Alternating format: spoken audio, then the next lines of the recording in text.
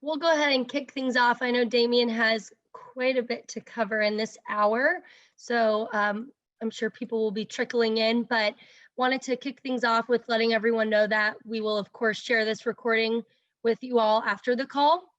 I'll also be sure to send out a quick survey if you do have any feedback or things for the workforce development team to look at in addition to future webinars for our consultants, alumni, and our community across the US. Reminder, please keep all of your lines muted unless you do have a quick question, and also feel free to shoot me a note privately if you have any technical issues or if you'd like me to ask Damian a question on your behalf.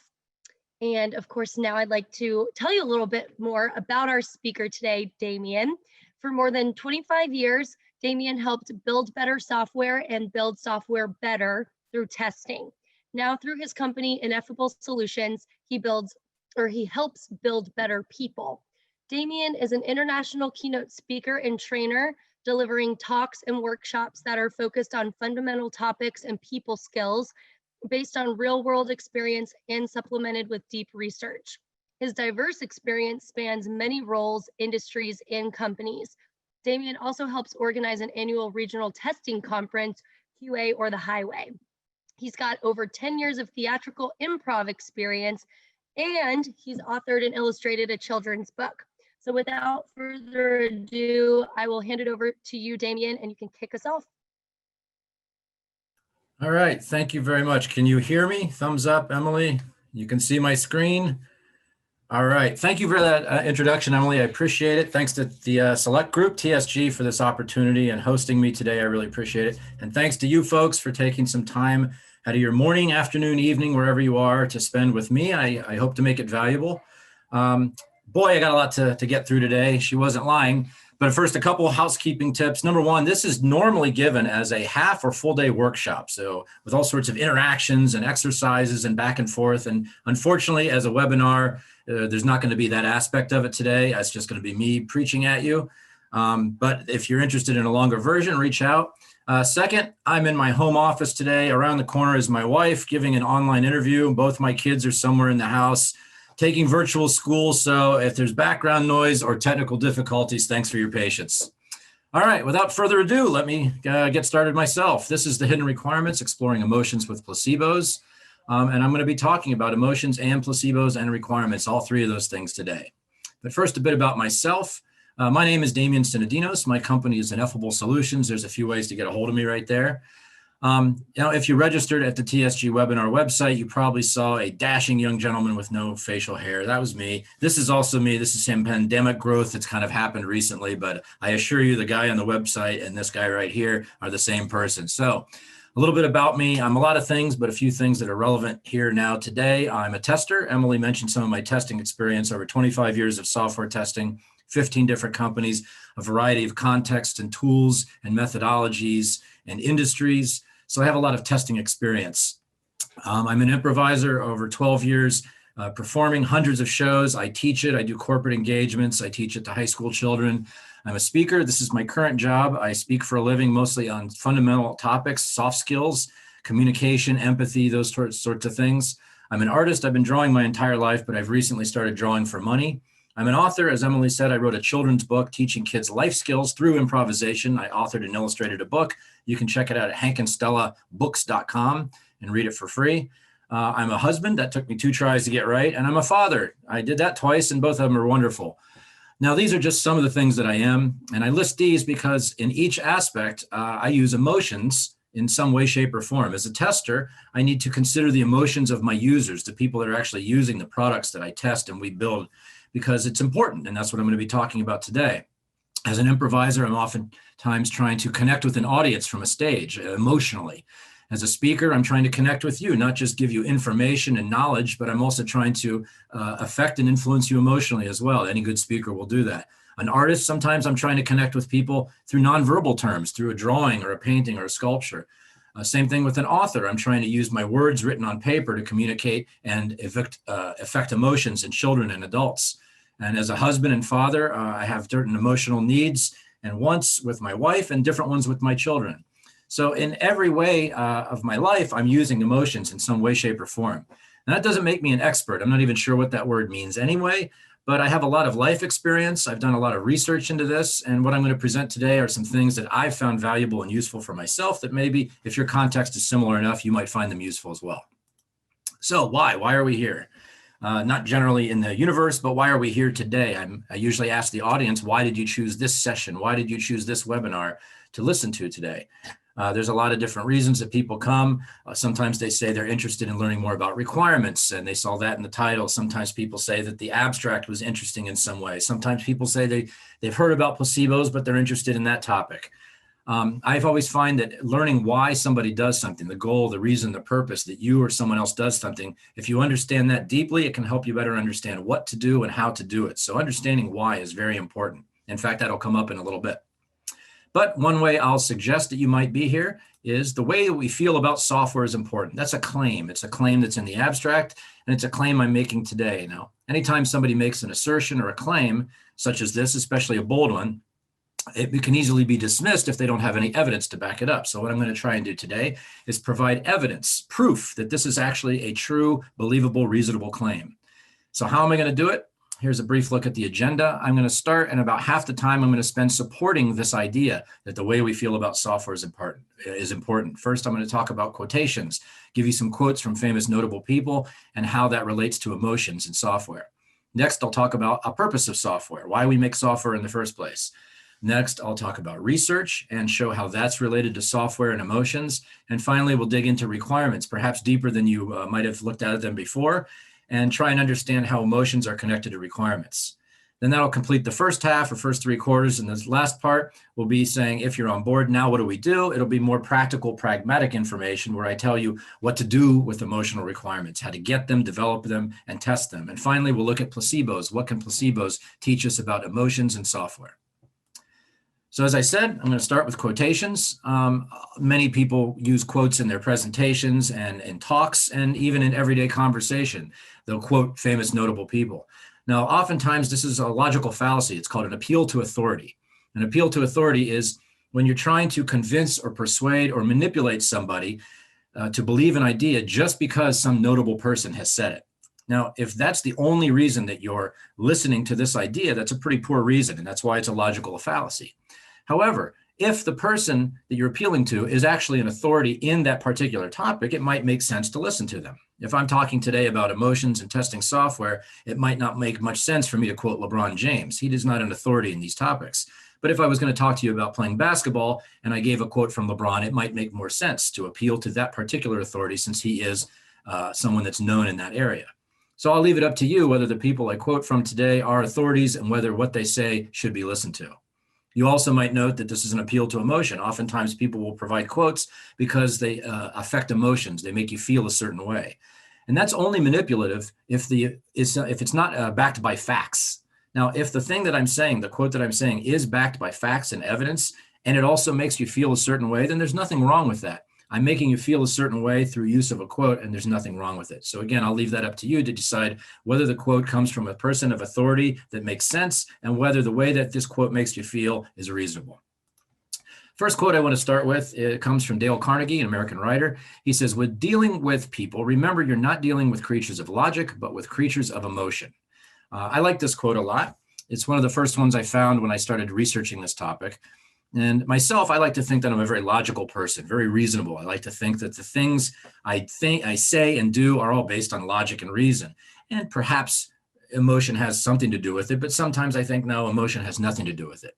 Well, I couldn't be more wrong. In fact, emotions have a part to play in all that we think, do, or say. All of our decisions are to some degree emotionally based. There's a researcher named Antonio Damasio that's done some interesting research and found some groundbreaking discoveries when he did some studies on people that had brain damage in the part of the brain that allows you to feel and express emotions. There was a particularly interesting story on Radiolab, a fascinating podcast, where they talked about one patient who had a brain tumor. They went in, they took the tumor out, and he returned to normal, all except for one thing. That tumor affected the part of his brain that allowed him to feel and express emotions.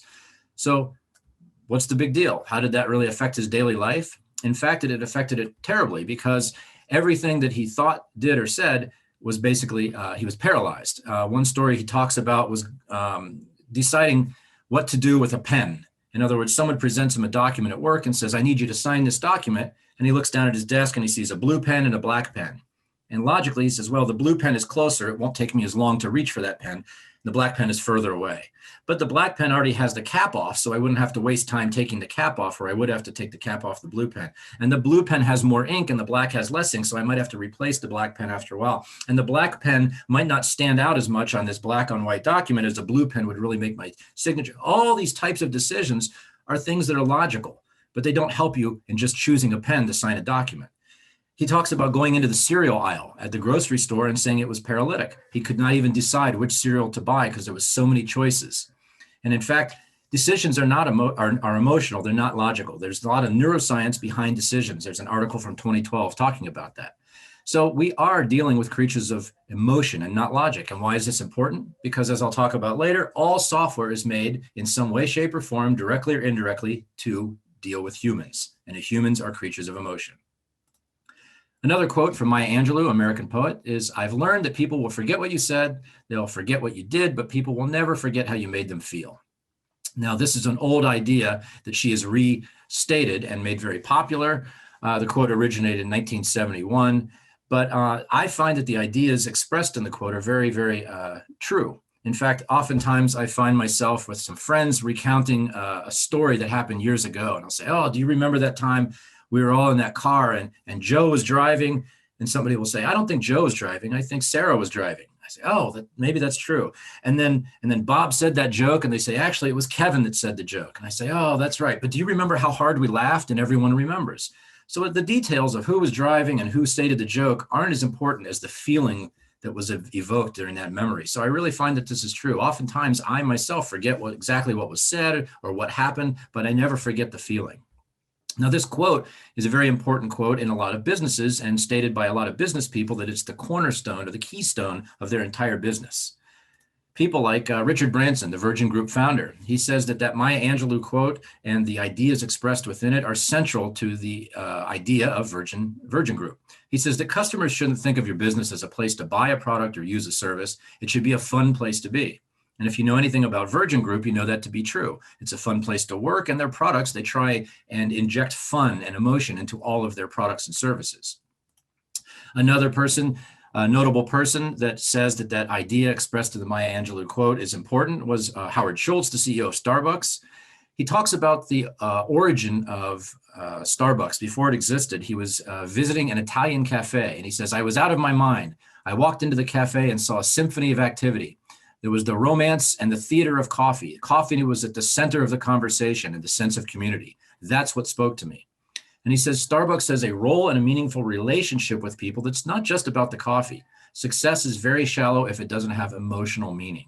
Again, Howard Schultz recognizes the importance of emotions in selling a product or service. And in this case, he uses coffee as a place to form a community.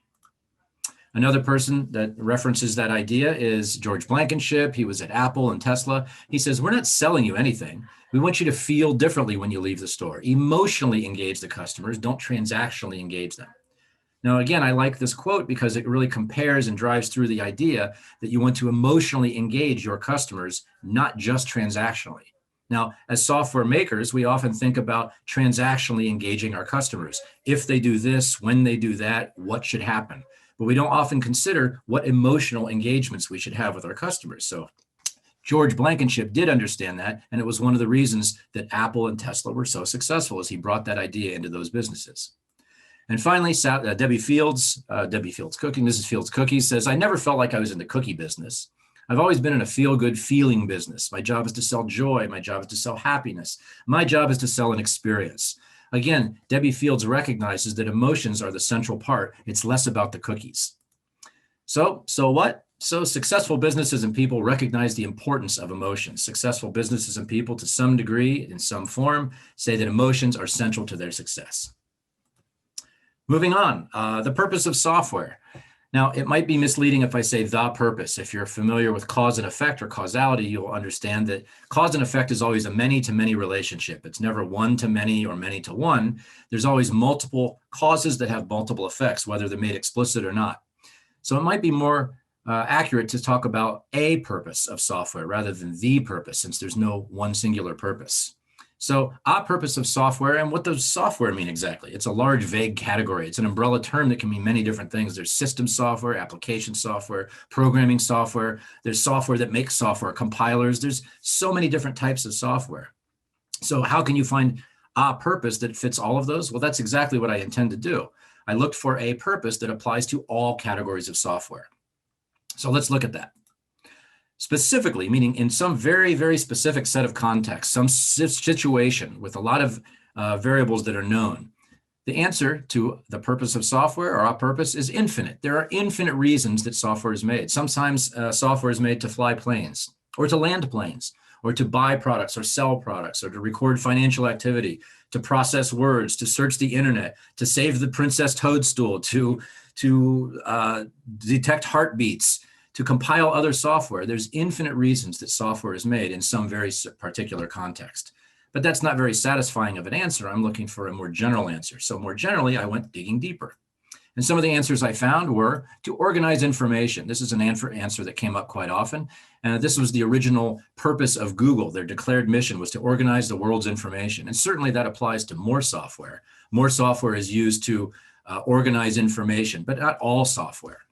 Another answer I have frequently found was related, is to collect and process data. Very many programs take input and process it and provide output. But again, while that's a more general purpose, it's not abstract enough or general enough to apply to all software. Another answer I found was to simplify or automate workload. Certainly, very many pieces of software are created to take some manual process, make it easier and automate it. And again, that's very general, but not general enough. Some people might suggest that it's to maximize shareholder profit, which certainly is an answer for many software products, but not all. Some people do it for the joy of it, not for the money. Plus, the CEO of General Electric, Jack Welch, said that shareholder profit should be a result of software, but not the goal or the purpose. It's not why you're making it. So I continued to dig for something that was more satisfying of an answer. And one answer I found was to be useful. All software should be useful in some way, shape, or form. One person that writes about this is Stanislaw Christian. He writes this in a blog post. It says, a good software product is above all useful. If the end product meets most of the business requirements and delivers value to the stakeholders, then it can be considered successful. A little joke I have is, if you're able to find me something that has, without context, no value, then I'll tell you that that's something that has very much value as an example of something with no value. So within some context, everything has some value. So to be useful, how exactly? Well, to help people. This is another answer I found very frequently. All software is to be useful to help people. Max Kanaut-Alexander wrote a book called Code Simplicity, and he also recognized that all software helps people, and he recognized that that's relative. What helps one person might be detrimental to another person. Somebody might say, well, I don't see how malware or viruses, that's certainly software, but it's not helping me. And I'd say, well, exactly. Maybe you're not the person that it was intended to help, but it certainly helps somebody with something. So to help people do what exactly? To solve problems. This was the most common answer. If I Google and search, why is software created? What is the purpose of software? This was a very frequent common answer, is to solve some problem. You're presented with some problem and you create software to help solve that problem. Great, I like this answer. It was general enough, seemed reasonable and logical. It followed from the other responses, but it made me wonder, what exactly is a problem? What exactly is a solution? These are words that I'm throwing about, but what exactly do they mean? So I started to dig a little deeper. Now, bear with me. Problems and solutions are things, just like everything is a thing. A cow is a thing, and a table is a thing, and a cloud is a thing. But a cloud is not a cow, and a cow is not a table, and a problem is not a solution. There's certain things about things that make them that thing and not some other thing. Those are the properties or attributes or qualities of that thing that differentiate it from all other things in the universe. In definitions, these are called the differentia. Those separate one species from all the other things in the same genus. So what is it about a problem and solution that makes a problem and not a solution, and a solution and not a problem? To make this more clear, I'll give you an example. I'm going to start with something simple. A square. A reasonable definition of a square is a figure with 4 equal sides and 4 right angles. Now, the essential characteristics of a square are that it has 4 equal straight sides and also that it has 4 right angles. So if somebody presented you with this and said, is it reasonable to call this thing a square? I'd say, yes, it meets the characteristics of a square. It has 4 equal straight sides, and it also has 4 right angles. It's reasonable to call this thing a square. Maybe not a cat or a cow or a table or a cloud, but I can definitely say it's reasonable to call it a square. And they say, well, what about this? I say, yeah, that's also a square, because size is not an essential characteristic of a square. Squares can be large or small, but it doesn't matter. They can still be a square if they meet the other essential characteristics. And this, color, is not an essential characteristic. So that's also reasonable to call that a square. Same with this, orientation.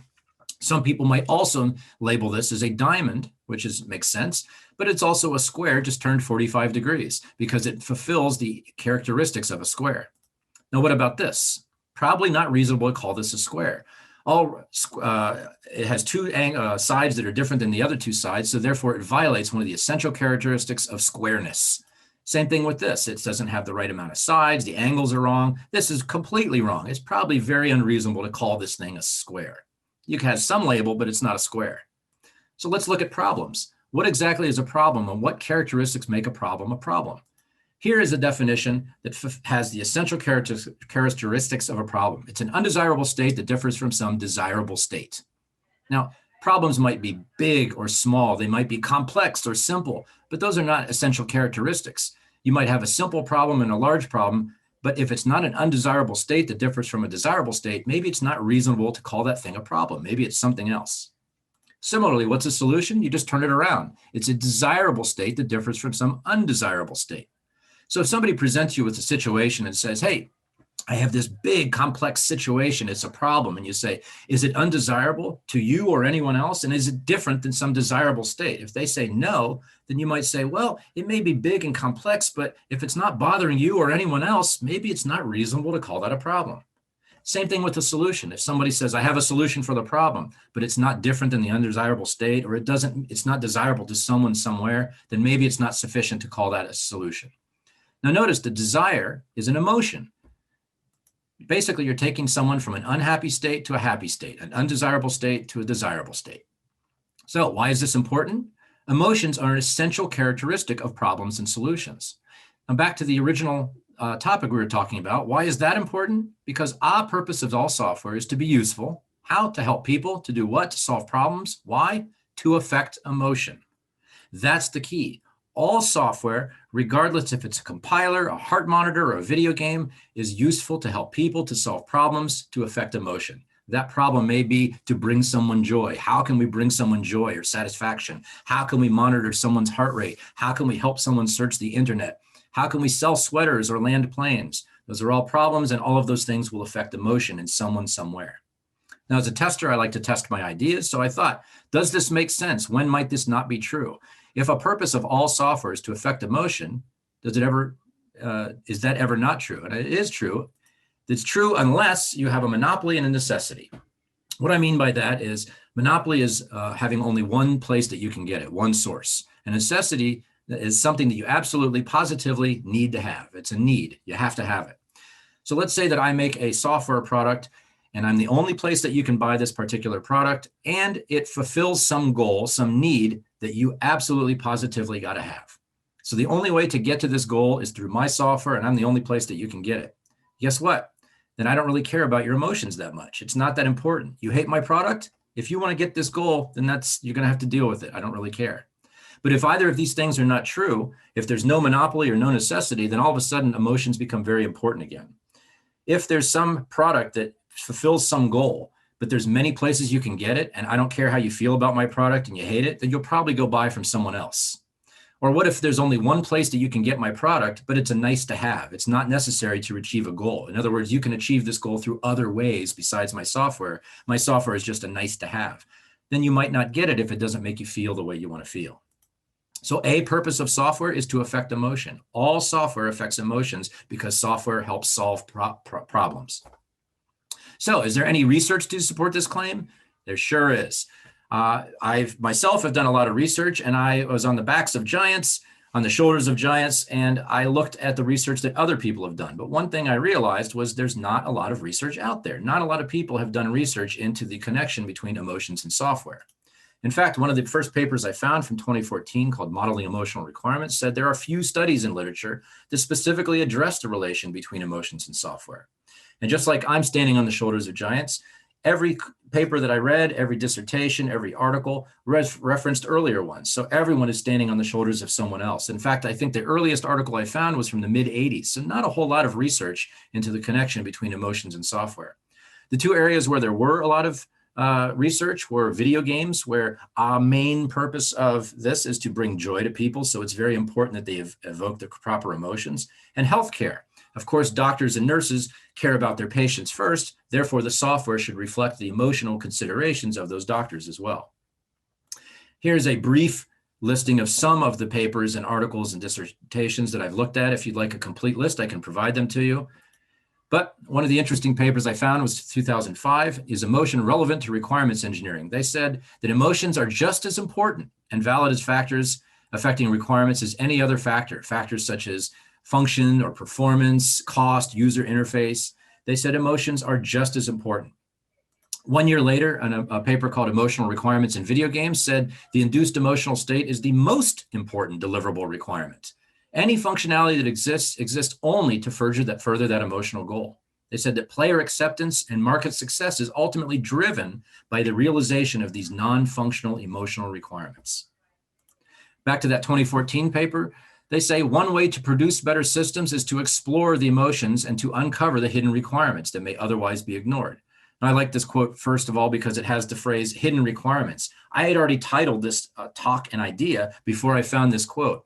But I certainly, in my 25 years of building software, realized that many people don't visualize or see or recognize or acknowledge the requirements that are emotional. Therefore, they're hidden. And so I like this quote for that reason. But also because it shows that there are ways that you can do this. You don't have to just give up.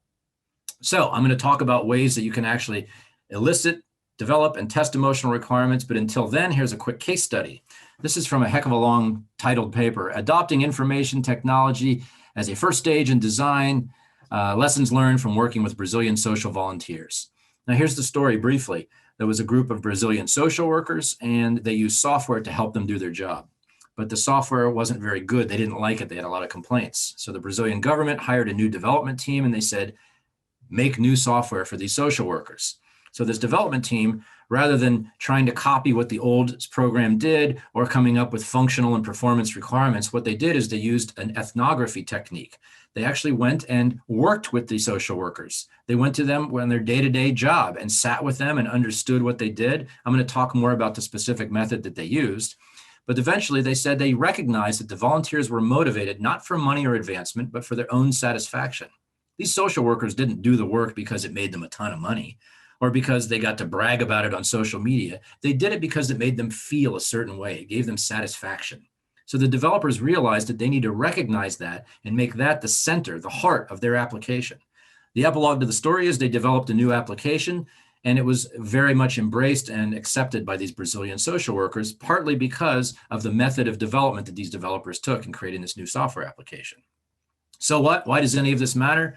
A conclusion of the 2014 paper I've referenced is the way that people feel about a technology can determine whether the technology is embraced or rejected by its intended users. I'm going to rephrase that. Why? So what? Research suggests, research from other people for the last 25, 30 years, that emotional requirements can influence software acceptance and therefore should be considered. I'm seeing some pop-ups here. I want to see if there's any chats. Make sure I'm not missing anything. I don't even know how to get to chat. Wait a second. There it is. Okay. Nothing yet. All right. So continuing on. Requirements. Many of you have probably dealt with requirements in your career, your life, and you've probably noticed that I've put up some Calvin and Hobbes cartoons throughout this presentation. What I tried to do was search for Calvin and Hobbes cartoons that in some way, shape, or form reference the idea or that section of the presentation. In this particular one, I chose these two cartoons because in one of them, Calvin is talking about something that he wants, and then in another one, he's talking about something he needs. And that will become more clear why I think that those are relevant cartoons for this section in just a moment. So what is a requirement? Well, in the context of software, you're probably familiar. A definition of it is a particular thing or a goal that a system should be or do. That's probably not news to any of you. And depending on where you work, what methodology you use to make this software, maybe you've seen requirements formatted or expressed in these two different ways. Systems should be or do some particular thing. Or if you're more of an iterative agile shop, maybe you've seen requirements that are stated as a role, I want goal, so that you get some benefit. These are two very common ways that requirements are expressed. And of course, there's many different types of requirements. There's system and business and functional and customer, and there's dozens of different types of requirements. What I want to look at today is requirements in a more general sense. So more generally, a requirement is simply something that's wanted or needed. This is a dictionary definition. The original word comes from Old French, requere, and it means to ask. And the suffix ment is the product of a result or action. So requirement really meant exactly the product of something that was asked or demanded. Now, today it usually refers to something that's wanted or needed, which is the definition. So that raises the question, what exactly is a want? A want is simply something that's desired. And what is a need? That's something that's necessary. So a requirement could be something that's wanted or something that's needed. So why is this important? I'm going to dig into how these are related to emotions. First is this poster. It's Uncle Sam, I Want You. This was created in 1917 by James Flagg. That's actually the author's own likeness. He looked in a mirror and modeled himself, Uncle Sam, after himself. So people have probably seen this poster before, I Want You. But what they might not realize is it is a copy of this poster. This is Lord Kitchener, and the artist was Alfred Leet. This was created in 1914, 3 years earlier than the Uncle Sam poster. Now, when James Flagg made his poster, he was inspired by the poster of Lord Kitchener, the one on the right. Then he made some changes. He changed the hat, he put different facial hair, he changed the colors and made it brighter. So he used a lot of artistic license in his version. But he also changed the wording. He didn't say needs. In the Lord Kitchener one, it says your country needs you. But when James Flagg made his, he said, I want you. Now, it's interesting to me why he changed the word from needs to wants. And normally in a workshop, I'll ask the audience, how do these posters make you feel? Do they make you feel differently or exactly the same? And the answer I've heard back from participants all over the world is they do have a different emotional effect on you. One makes you feel one way and another makes you feel another way. Sometimes people say that one will make them feel guilty. Another might make them feel loved. One might make them feel more valued. There was an analysis of these two posters, and the author said that your country needs you evoked patriotism and guilt in those yet to enlist without straying so far as to be emotional blackmail. So certainly just the words alone can make you feel different ways. So considering that a requirement is something that's wanted or needed, and wants and needs can evoke different feelings just through the words themselves, that seems pretty significant and important. But let's get a little deeper. Again, a requirement is a thing that's wanted or needed. So great, somebody gives you a requirement. How are you supposed to know if it's a want or a need? Well, here's a little method that I use that can give me insight into whether something is a want or a need, whether a requirement is something wanted or needed. First thing I do is identify the requirement. Let's call that X. They give me a requirement, I'm going to call that X. The next thing I do is establish the purpose, let's call that Y, for the requirement X. Now, so far, this might seem familiar to you. This is essentially the 5 why techniques. The 5 why technique, it's just a method of doing root cause analysis, asking why, finding the purpose of something over and over and over again, not necessarily 5 times, but deeper and deeper until you get a satisfactory answer. So you repeat steps 1 and 2 over and over. But I want to do something different. In addition to repeating these steps, I want to add a third step. The third step is ask, can Y, the purpose, be achieved without X, the requirement? The answer will help you gain insight into that requirement, whether the requirement is a want or a need. If the answer is yes, then X is a want. In other words, I can achieve Y without X. X would be nice. It might help me achieve it, but I don't need it. It's not necessary. I can still get there without X. Therefore, X is a want. But if the answer is no, in other words, I cannot achieve this goal without this particular thing, this requirement, then X is not just something that you want to have, it's nice to have, it's something that you need, it's necessary. So I'll give you an example to make this more clear. I require a library card. Let's call that X. This is my requirement. So first, identify it. The library card is the requirement. The next step is, again, establishing the purpose. In this case, a purpose of a library card in my little story is I need it for checking out books from the library. So then ask the question, can I check out books from the library without a library card? No, I mean, I could steal them. I can slip them in my backpack. I can read them at the library. But if I want to check them out using the process established by the library, I need a library card. Therefore, the answer is no. I cannot check out books from the library without a library card. Therefore, the library card requirement is something that is needed. It's necessary to achieve that goal. So that's interesting to me. But there's also something interesting if you continue this process and go deeper and deeper. Let's continue with the library card example. A library card. What's the purpose of it? It's to check out books. We've already established that that is a need. Well, let's do this process again. The new requirement is checking out books. What's the purpose of checking out books? To gain knowledge. Okay, can I gain knowledge without checking out books? Sure, I can talk to somebody that's knowledgeable or read it on the internet. I don't need books. So checking out books is just something I want to have. There's other ways to accomplish this goal. Let's do it again. The new requirement is gaining knowledge. The purpose of that is learning to cook. Can I learn to cook without gaining knowledge? No, learning something implies gaining knowledge. So therefore, I need to gain knowledge in order to achieve the goal of learning to cook. Let's do it again. A requirement is learning to cook. A purpose is impressing someone. This is my story. Now, in my story, I want to impress someone. Now, is there other ways that I might be able to impress them? I think cooking might do it, but maybe doing a cool dance or showing off might do it. So therefore, learning to cook is just something I want to do because I think it will help achieve that goal. Let's do it again. My new requirement is impressing someone. Why? Because I want to date them, or I require the purpose is to date them. Now, can I date them in any other way besides impressing them? Yeah, of course. There's other ways to impress them. So that's just something I want to do. The new requirement is dating them. All right, date them. Why do I want to date them? The purpose is to feel happy. Now, are there other ways that I can feel happy? Yep, warm shower or a piece of chocolate makes me feel pretty happy. So dating this person might help me achieve that goal, but there's other ways. So it's not necessary to achieve the goal. Therefore, dating them is just a want. So finally, let's do this again. To feel happy is the new requirement. What is the purpose of feeling happy? That's a tough question. In fact, it's a philosophical question that philosophers have dealt with for millennia. No one really knows the answer why we want to feel happy or why we need to feel happy. What is the purpose of feeling happy? So ultimately, I'm not sure if feeling happy is something that's wanted or needed. But what's interesting to me is when I dug down far enough, library card requirement ended with an emotion. My emotion was feeling happy. So requirements are simply wants or needs that can affect and often originate from emotions. Again, just the word want or need can make you feel differently. Imagine your significant other saying, I want you versus I need you. Those two phrases can make you feel differently. Requirements are wants and needs. And again, if you dig down deep enough, every requirement will end up at some emotion or possibly some philosophical question of morality, ethics, which are unanswerable. But they often originate from emotions. So why is any of this important? Because the way we feel about software is important. So hopefully by this point, I've convinced you and I've supported my claim with enough evidence that you say, yes, I agree, this is true. So now what do we do about it? Let's continue.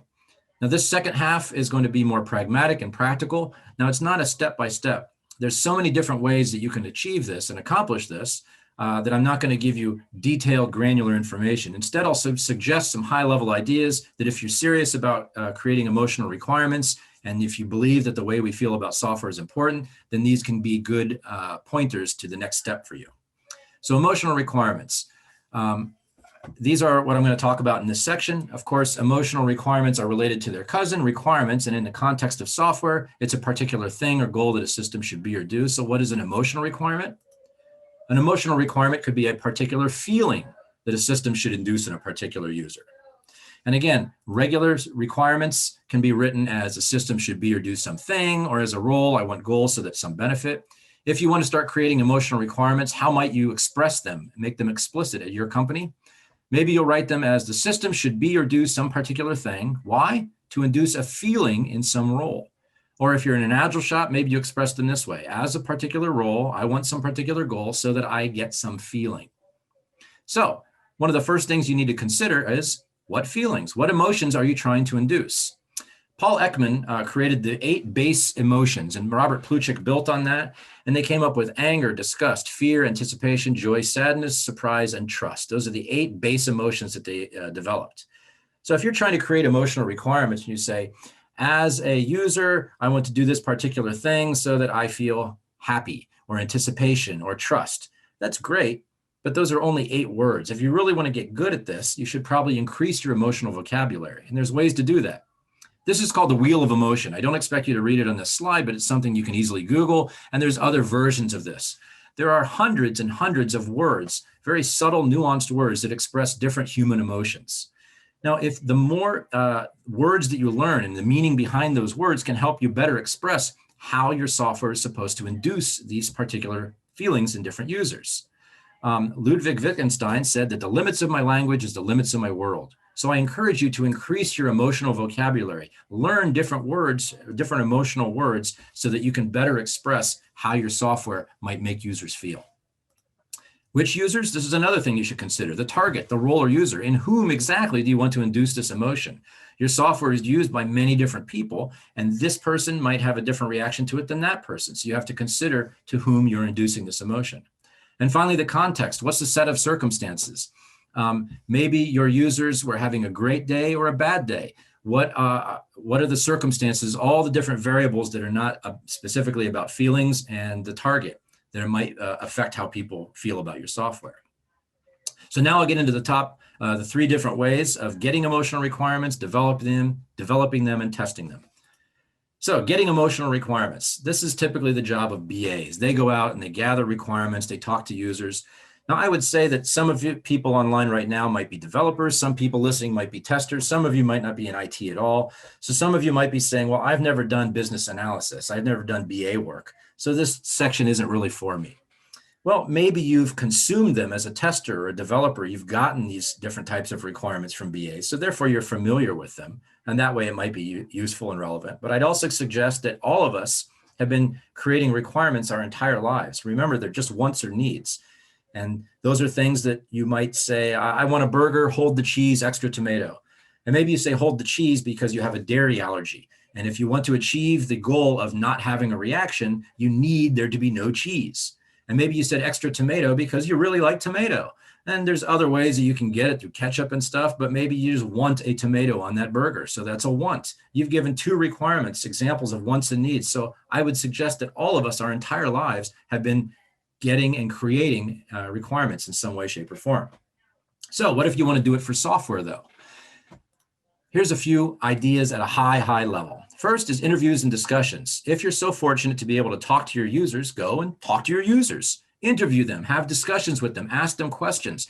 Hey, what exactly are you trying to achieve here? What are you trying to accomplish? What are your wants? What are your needs? Talk with them, and their answers will give you insight into the emotions and their emotional state. Now, if you're going to start talking to users and discussing things with them and asking them questions through interviews, it might make sense to learn more about questions. Of course, you probably heard of open and closed questions, but those are broad umbrella categories. Closed questions come in different types. There's polar, binary, yes, no, black, white, multiple choice. There's ordinal scale. There's all sorts of different closed questions. Open are those that allow for a more verbose, explicit response. What, where, when, who, why, how. Those types of questions start with those types of words. There's probing questions, reflective questions that reflect back on the user. I encourage you to learn more about asking questions so you can avoid things like leading questions or loading questions. They're rhetorical questions. Once you learn more about how to ask a question and how to do proper questioning and interviewing, it can really help you dig into your subjects and your users and learn about their emotional states. Next is surveys and polls and questionnaires. Let's say you're making software and you can't go and sit and talk to your users, but you can send them an email with a survey or a poll or questionnaire and say, hey, when you do this particular task, this manual task, how does it make you feel? And again, if you're going to make surveys, polls, and questionnaires, it behooves you to research it.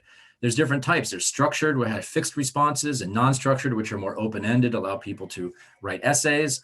There's rating scales on a scale of 1 to 10. How did you feel about this? Or how would you like this to go? Ranking in order of preference. Put these 5 things in order of preference. Avoid double-barreled questions in surveys. Avoid poisoning the well in polls or questionnaires. So there's a lot to learn about if you want to survey, poll, or question your users. Observation. If you're fortunate enough to be able to watch your users actually doing some manual process, maybe the problem you're trying to solve is to automate or simplify this workload, and you're able to actually watch them and observe your users doing the manual version of that task. That's fantastic. There's all sorts of things that you can learn. Watch their facial expressions, their body language, their tone of voice. Those are all part of observing. One thing to be wary is the Hawthorne effect. This is also called observer effect. And basically that means when people know that they're being watched, sometimes it affects their behavior. So someone might not act as natural as they do normally. So there's ways to mitigate that risk, to get around that. But observation is a powerful way to gather emotional requirements. If you're not so fortunate to be able to talk or email or observe your users, then you might have to just pretend. And one way to do that is through personas.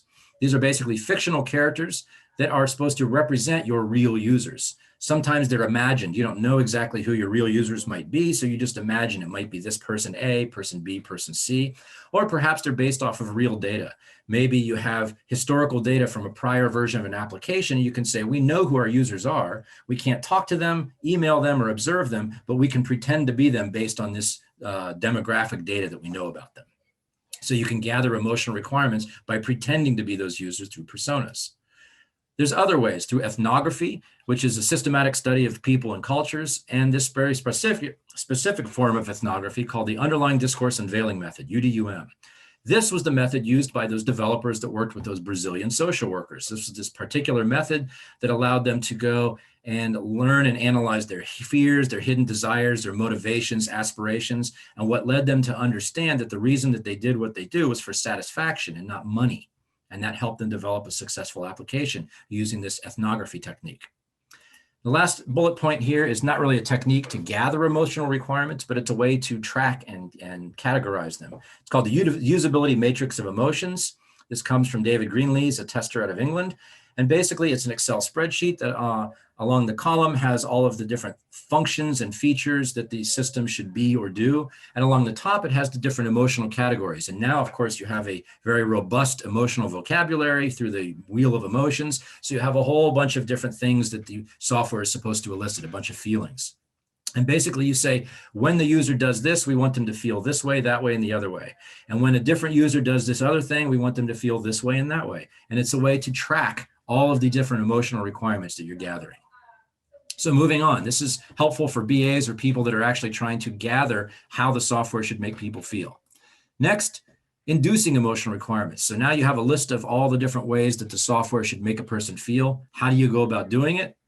Unfortunately, it's a case-by-case basis. There are infinite ways to accomplish this, and I can't really suggest infinite ways. It's up to you to figure out how to do it. One example is a video game manufacturer knew that at some point in the video game, they'd interviewed users and the customers said, yeah, we love first-person shooter games. And in this game, we don't like to feel safe all the time. Sometimes we want to feel on edge or a little exposed or scared. And so that was an important emotional requirement. They knew that the users wanted to feel this way. So then the task came, how can we actually induce this feeling in our users? And the way that they did it was at one point in the game when the users are running about with the first-person shooter, they didn't give them anywhere to hide. There was no cover, no trees or rocks or sandbags to hide behind. They were very exposed. This made the user feel nervous, anxious, and that way they succeeded in eliciting that particular emotional requirement. The final one is measuring emotional requirements. Now, one note is there's no reliable or perceiver independent way to measure emotions. All measuring of emotions requires on asking someone to report, how do you feel? Now, there's new technology that they're trying to develop, especially in the area of advertising, where they're trying to figure out how they can measure requirements, emotional requirements so that it's objective. Some ways are trying to track facial expressions, micro expressions, the squint of an eye or the tick or shudder of a lip or the flaring of nostrils. That can mean the person's feeling a certain way. Monitoring brain waves or looking at eye dilation. If your eyes are contracted, it might mean that you're bored. If your pupils dilate, it might mean that you're interested. Those are emotional responses. Galvanic skin response. Skin conducts electricity more so when it's wet. Wet skin is usually from somebody that's emotionally worried or bothered. They're sweating. Therefore, people say that if your skin is more conducts more electricity, it might be an emotional indicator. There's heart rate monitors, voice monitors. There's all sorts of ways that people are technologies that people are trying to come up with to measure emotional responses. Chances are that you at your company don't have access to any of those. So then what can you do? How can you measure? You have all these emotional requirements expressed in the usability traceability matrix. Developers have sat down and figured out ways that they think they can have induced these emotional requirements. How can you make sure that you're doing it? This list looks very similar to the list the BAs use. Interviews, discussions, talk to your users. Say, hey, you said you wanted to feel happy and satisfied and trustful. We've made the software, use it. Did it make you feel happy? Did it make you feel satisfied? Did it make you feel trust? Interview them, discuss things with them. Now, all the same considerations. Learn how to ask questions, like I said before. Also consider the timing. If you are talking to somebody and they've just used your software and they hated it, but you're very smart and you wait a week till they've cooled off, that might affect the results that they're giving you. Surveys, polls, questionnaires. If you can't talk directly to them, maybe you can email them. So the same list of considerations. Again, how can you measure emotional requirements? Observation. You've talked to them and said, this is how you want to feel. You've created software that you think will make them feel that way. You give them the software and you observe them. Now, maybe during the manual process, you saw where they furrowed their brow and seemed very upset. And now they're not doing a manual process. They're using your software that automates and simplifies that workload. And when they use your software, they still furrow their brow and get very upset. Maybe you didn't solve their problem.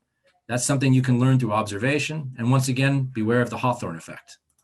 Another way is role playing. If you're not so fortunate to talk, email, or observe your users, you'll have to pretend. It's better than nothing. If you can't do galvanic skin response and monitor heart rate or use any of these more direct methods, maybe at least you can pretend. And sometimes something is better than nothing. So role play. Imagine that you're user A, B, or C and use the software as if you were them. This is what acting is. And say, boy, if I were this person, this would really make me frustrated. But if I was that person, I can see how this software would make me feel satisfied. There's other ways too. The DEQ is the Discrete Emotions Questionnaire. This is a questionnaire specifically designed by experts that helps you gauge a person's emotional response based on those 8 base emotions. So you can use this questionnaire and use it with relation to your software. The Rice profile was developed at Ohio State. It does the same thing except for measures 16 basic emotions. And my favorite is the PREMO, the Product Emotion Measurement Instrument. It is something that attempts to, again, ask users for their emotional results of something based on images rather than words saying, did you feel happy or sad or ordinal scales? They'll present them with a bunch of avatars, little cartoon images of characters that seem angry, happy, upset, and they'll say, pick the image that best represents how you felt at this point. And sometimes people can better identify with an image or a visualization rather than words. And finally, don't forget your usability matrix of emotions, all that spreadsheet that you put together saying when the user does this or the software performs this way, the user should feel this way, that, the other. You can put green check marks or red X's, so use it to track your progress. So what? So there's many methods to get and measure emotional requirements. And finally, down to placebos. Again, this is a 4 to 8 hour workshop, and this is a very interesting section, and I've only got a handful of minutes left today, so I'll try and just give you the highlights of it. Placebos come from Latin. It means I shall please. And where this actually came from was in the medieval times, sometimes a person would die, but they didn't have family or friends to attend the funeral. So mourners would be hired to attend the funeral, and they would sing the 9th line of Psalms 116, which says, I shall please the dead in the land of the living. Now, since these mourners weren't there because they cared, they were there because they were paid, their grief and feelings were considered insincere, and so these mourners were called placebos. So even the original sense of the word had negative connotations. Today, a placebo is anything or procedure that's intended solely for mental effects, but purports to also have and may actually result in physical effects as well. Now, these are the essential characteristics of a placebo. And there's not a good understanding of how exactly they work. The research into placebos is only 30 to 40 years old, and scientists and doctors still don't completely understand how they work. Placebo response is a beneficial physical effect that's caused by a placebo, but can't be attributed to the physical properties of it. And the converse of that is a nocebo response. This is a detrimental physical effect that's seemingly caused by a placebo, but cannot be attributed to the physical properties of it. Think about somebody that's very superstitious, that has a black cat cross them or walks under a ladder and then gets very nervous. Those are nocebo responses. Or think about somebody that has a voodoo curse put on them and they're highly susceptible to this type of suggestion and they fall ill. Those are nocebo responses. So placebos and nocebos are particularly used in 3 different ways. Clinical is to placate. Doctors oftentimes will prescribe placebos to patients. There's a whole series of reasons why they do it. Some people would question whether it's even ethical for doctors to prescribe placebos. But actually, there's something called the placebo paradox, which argues it may be unethical to prescribe a placebo to somebody if a primary reason to practice medicine is cure occasionally, relieve often, and console always. If you're unable to cure them, unable to relieve them, then the very least you can do is console them, and that might be through the use of a placebo. Next is experimental. Oftentimes placebos are used, especially in the Food and Drug Administration in the US, the FDA. New drugs must pass a double-blind, randomized, placebo-controlled experiment and outperform the placebo in order to be allowed for consideration to the general public. So that's another way that placebos are used. The way I'd like to focus on now is conditioning, which is to appease. If you think about Pavlov's dogs, if you're familiar with the story where every time Pavlov would ring a bell, his dogs would get food. And after enough of this, when they heard the bell, they'd get food and they would start to salivate. Well, eventually he took the food away. He would ring the bell and the dogs would still salivate. It's because it was conditioned them to understand a certain circumstance that something would happen. So it's very important that we feel like we have control over our world. We like to have control, but at least the feeling that we have control is very desirable. Ellen Langer from Harvard said, feeling you have control over your world is a desirable state. And here's a few examples of how placebos can be used to give people a sense of control. The first is thermostats. In many office buildings, thermostats are actually fake. There's no wiring behind them. They're not connected to any HVAC system. They're only there to allow the employees to go over and move it up or down and make them feel like they have control over the temperature of their workplace. So again, this is something that has no function, no purpose, except to evoke or elicit an emotional response. Another one is street crossing buttons and their cousin, door closing buttons. In many cities across the world, the buttons that you push to go across the street or the buttons you push on an elevator to close the door aren't connected to anything. They're only there to give you an emotional feeling that you have control over when you can close the door or when you can cross the street. Placebos are fascinating things. There was an experiment where scientists observed people crossing the street and pushing the street crossing button that was not connected to anything. Now, scientists would stop these people and inform them that this particular button was not connected to anything. Then the scientists went back the next day and observed the same street corner and observed the same people coming by the same street corner. And many of the same people would push the button again. And the scientists would stop them and say, we spoke with you yesterday and we told you that this button is not connected to anything. It doesn't do anything. Why did you push it? And the people would respond, just in case. That's how much we want to have control over our world. Placebos and the emotional response is very powerful. Something more technology related is progress bars.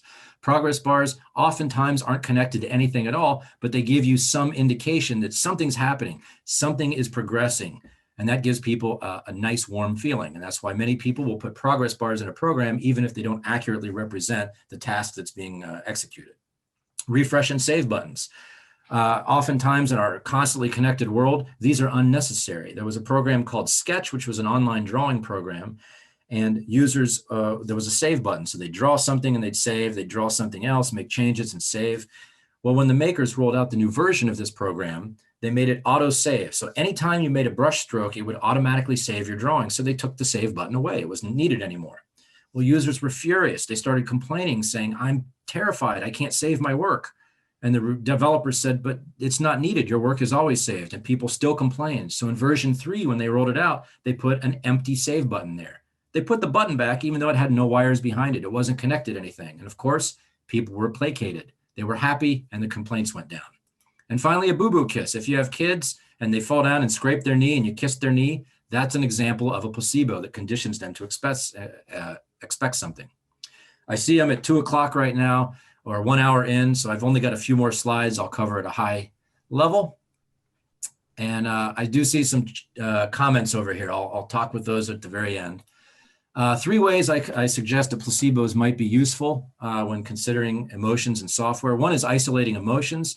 Basically, if you're a scientist running an experiment and there's many, many variables, it's hard to run experiments that have a lot of variables because you're not sure which variable affected the results. So you try and isolate those variables and reduce or control them and only have 1 or 2 variables at a time that you can play with to say, when I adjust this variable, this thing happens. So if you think about the thing in your software as a placebo, maybe this button is supposed to do this, that, and the other thing. It's supposed to perform this way and that way and make users feel a certain way. That's 6 different things. Well, maybe if it was just a placebo, it doesn't do this, that, the other. It doesn't perform. It only makes them feel a certain way, just like that elevator door close button. By controlling or removing these variables, you can focus on the variable that's left over. So imagine that some function or property is just a placebo. It just affects emotion. And that might help you better consider the intended emotions that it should induce. The next way placebos might help us understand software is through bugs. Certainly, if you have a functional requirement or performance requirement, it might be pretty obvious to recognize a bug, which is another word for problem. It's an undesirable state that's different from some desirable state. So if you push this button and it should do this and it does that, great, that's not a bug. If you push this button, it's supposed to do this and it doesn't do that, that's clearly a bug. But what about if it's supposed to induce an emotion? What if you push the button and it's supposed to make you feel happy and it makes you feel happy? No bug. What if it makes you feel sad? That's pretty clearly a bug. But what if it makes you feel really, really, really happy? If it does more than it's intended, is that a bug? What if it makes you feel happy, but also a little nervous? Is that a bug? What if it does nothing at all? Is that a bug?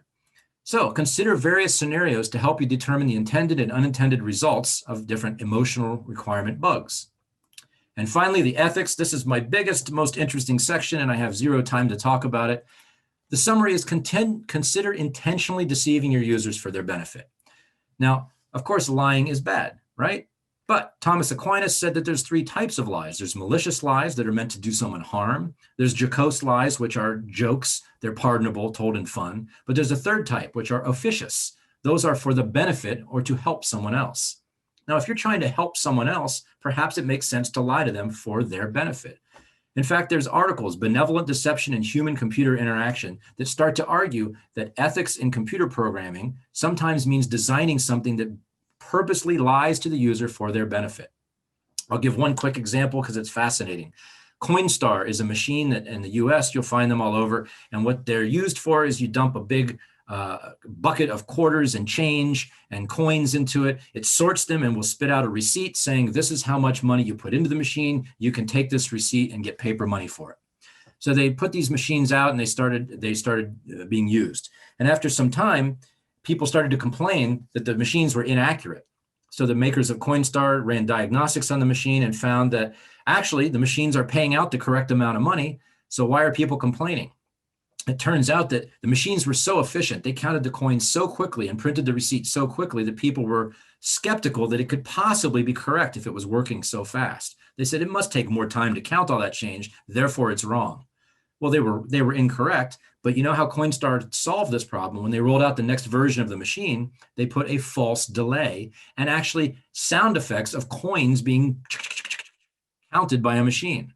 So of course, now you dump in your bucket of coins, it goes, takes 5 minutes, prints out a receipt, and user would say, now that is a correct amount. So they're ethically, benevolently lying to the users for their benefit. So sometimes consider intentionally deceiving your users in your software for their benefit.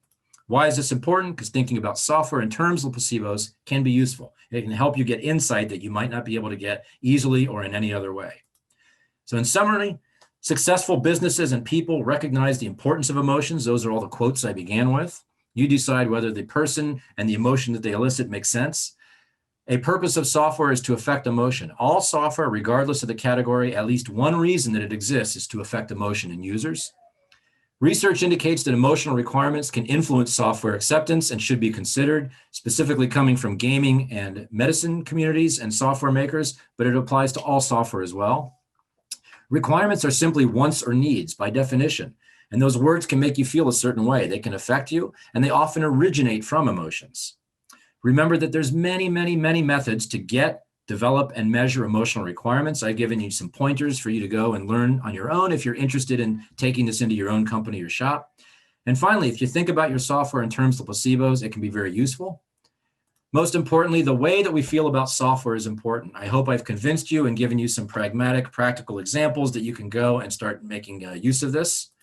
My name is Damian Synadinos. This has been the Hidden Requirements, Exploring Emotions with Placebos. So keep exploring, and thank you very much.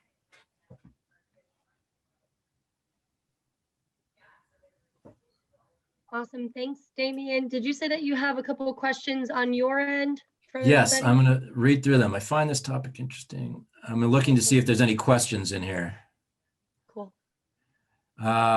Ursula, my concern with defining requirements using emotional goals has to do with permanence. Like a shiny new toy, will the emotion we attempt to achieve fade away quickly?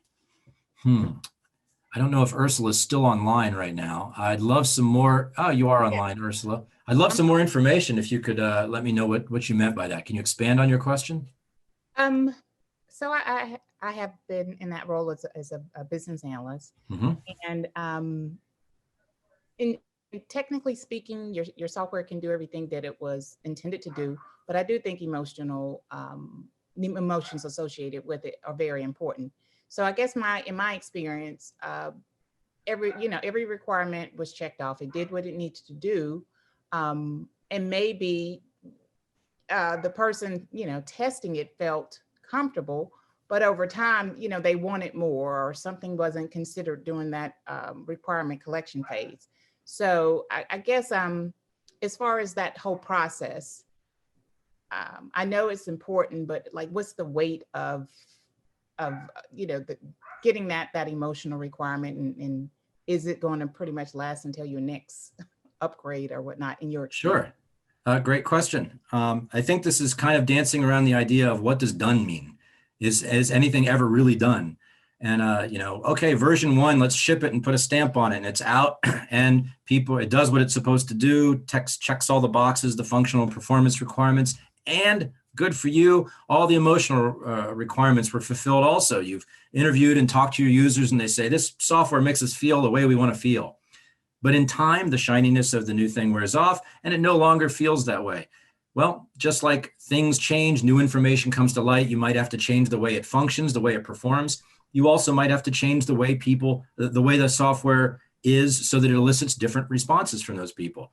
So is anything ever really done? As new information, new people start to use your product, they say, hey, you never asked me how I want to feel, and I'm a user. So I would just say continual development and evolution of a product is a natural part of it, whether it's functional, performance, or even emotional requirements.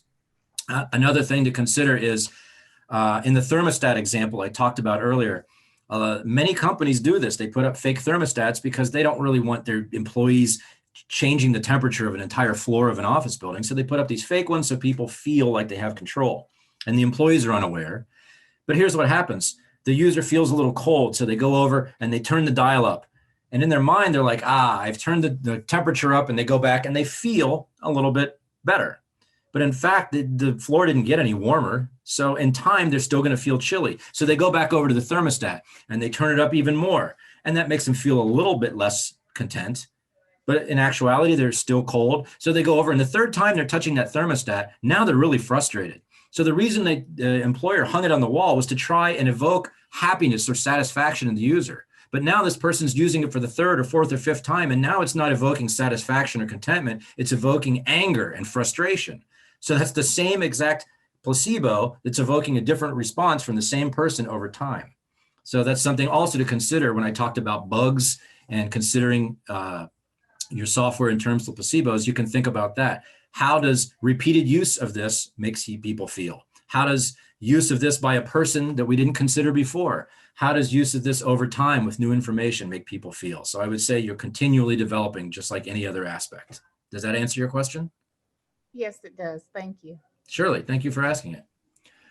Joseph, where would you fit concepts of power or passion into software requirements? Same question to Joseph. I'd love some more information if you're online.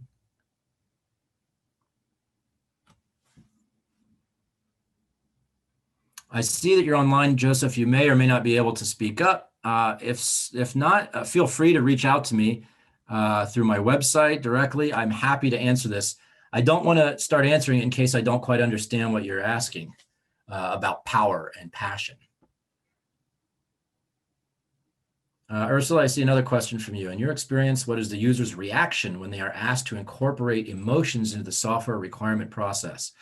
In 25 years of making software, mostly from a testing perspective, at 15 different companies, emotional requirements have been completely absent or severely lacking. So I don't have a whole lot of experience. The whole reason I made this presentation was I realized that emotions are so terribly important to everything that we think, do, or say. Yet in my professional life, they were hardly, if ever, considered at all. I thought, boy, this seems very important. And that's why I made this presentation, to try and encourage people to start considering emotions. So the user's reaction when they're asked to incorporate emotions, I wish I had more examples. The few times users have been delighted. It's so unusual.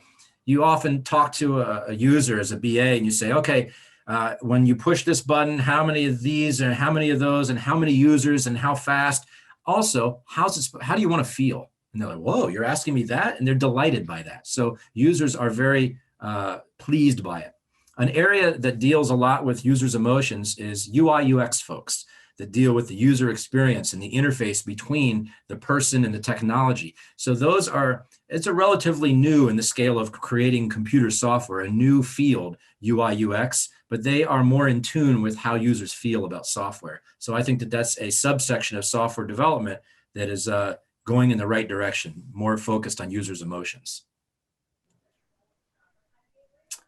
And I'm reading one from Didier. I'm trying to see if there's a question in there. Do you think that Steve Jobs did some research on this topic to factor in emotional requirements in product development, or just did that unconsciously? Boy, I don't really know if I could speak for Steve. Apple's a pretty big company, whether it was him or someone under him, I don't think it was accidental. I think that there's entire fields. Again, advertisers are looking at technology that can measure the electrical conductivity of your skin and whether your pupils are dilating. They are incredibly focused on how users feel about the product and whether advertising can manipulate people to feel a certain way. So I would say there's entire fields of people that are experts and focused on exactly this thing. And I would assume that some of those are probably employed by Apple to make sure. Now, one of the things, I'm an early adopter of iPhone. And when I got my very first iPhone, I used to show it off to people. And one of the things I used to show people was just how intuitive it is. I said, this phone doesn't even come with a user manual because it doesn't need one. You can just figure it out. Now I'm on iPhone 11 and I'm finding out every day I read something new about a new swipe or pinch or swoop or flip and some feature or function of the iPhone. I didn't even know it was there. It's the least intuitive tool that I have right now, which I think is very frustrating to me as a user. So I think that some of the things that made Apple what it used to be are actually missing now. They're less, they make me feel less the way I want to feel. But they're not a monopoly. I can go Android. I can go to other different makers. I can go to a Google phone. So that says Apple should be considering my emotions if they still want me to buy their products. I hope that answers that question. And that's all I see in the chat window right now. So if anybody else would like to reach out to me and talk shop, I encourage you to reach out to me through my website. Thank you. And thanks to TSG again, I appreciate it. Yes, Damian, thank you so much for all of your time today. I know that it was, like we talked about, a lot of information crammed in about an hour, but really appreciate your time. And again, everybody who's still on, I will be sending out the recording as that becomes available on my end, along with a survey, as your feedback is really important to us. Also, please feel free to share any feedback or future suggestions for our future events, including different topics that you may want to hear more about. And we'd love to know if anyone else is interested in hosting a webinar in your own area of expertise. You can contact us at experience@selectgroup.com. We will look forward to joining you to the next event in our next webinar series coming up. So thanks again for joining us today and have a great rest of your week.